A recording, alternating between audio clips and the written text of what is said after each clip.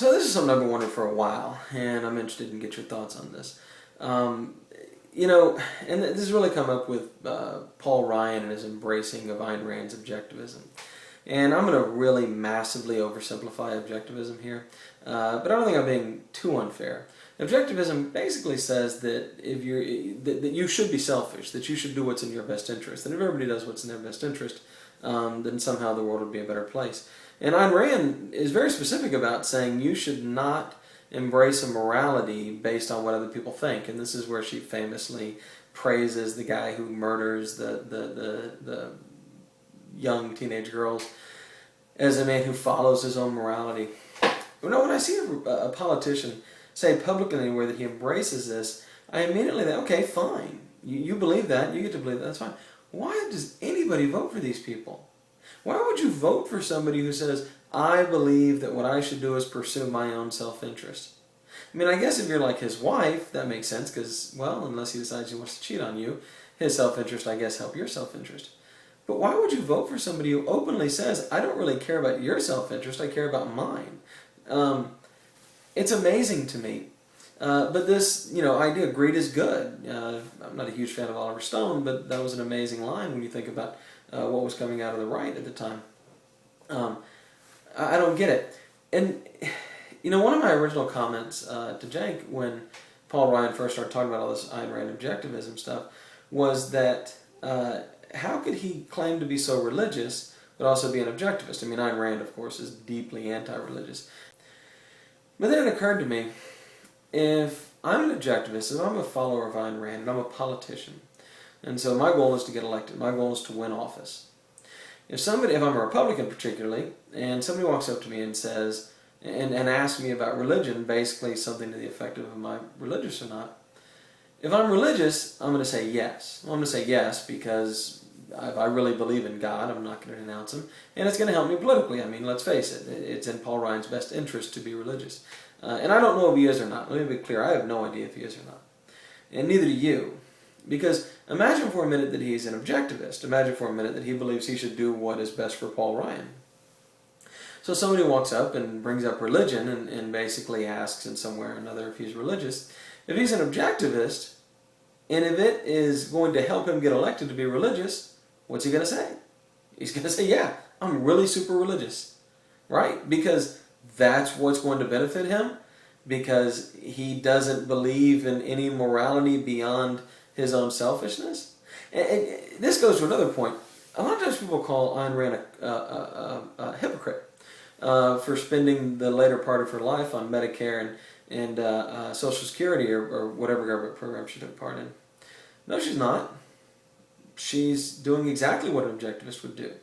She may personally not believe those programs should be there. She may not support them. She may not believe she should have to pay taxes to them. But she also believes that she should do what's best for her, and she doesn't really care what anybody else thinks or anybody else's morality. So if somebody's going to give her an opportunity to take free money, why wouldn't she take it? Which is why I don't understand why anybody votes for an objectivist. The second somebody admits to being an objectivist, or even following this idea that you should just take care of yourself and screw everybody else, why would you trust anything that comes out of their mouth? Because aren't they then arguing that it is moral and right for them to lie and manipulate you? You see, to me, objectivists are that kind of person that thinks they figured out something the rest of us don't know, but in reality they figured out something that the other 7 billion people in the world saw was stupid right away, and they just can't see that. See, everybody starts out as an objectivist. The whole world starts out as an objectivist. And most of us somewhere between elementary school and the end of middle school figure out it's stupid. It doesn't work. These are the people who couldn't figure that out. Because here's the problem.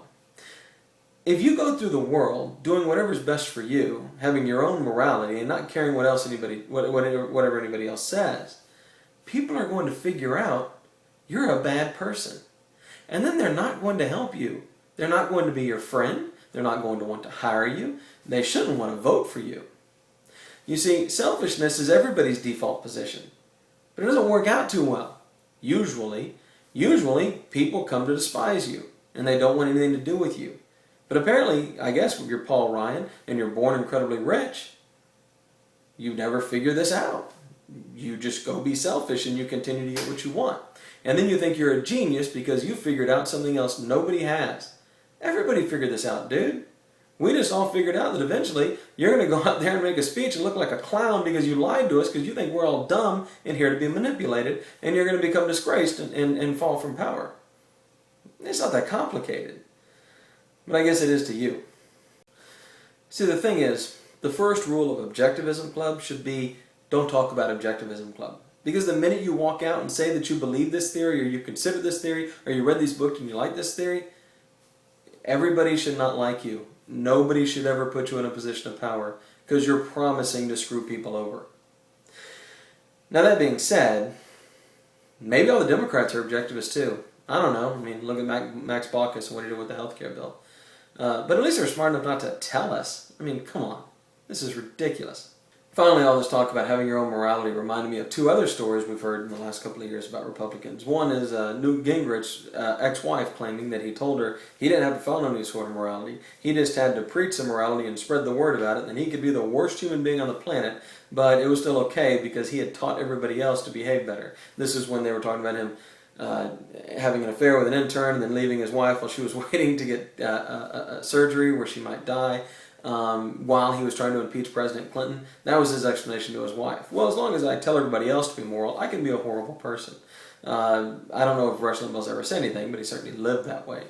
It also reminds me of, what was the guy's name? Doug Coe, the leader of that creepy house in D.C. with the family, the religious group where John Ensign lived while he was having his affair. Sanford, Mark Sanford, the governor of South Carolina, had some connection to. And Douglas Coe, we now have videotapes of him saying that these people were chosen by God to be the leaders, and they were exempt from all the rules of good and bad behavior. They just had to spread the rules, very similar to what Newt Gingrich said. This idea of selfishness as some sort of moral value, I bet it sounds really, really good to you in your head when you're thinking about having that affair or lying to the American people about your budget plan. But we're all going to figure out eventually. I hope so anyway. And we're all going to realize you're dirtbags. I mean, that certainly happened with Newt Gingrich.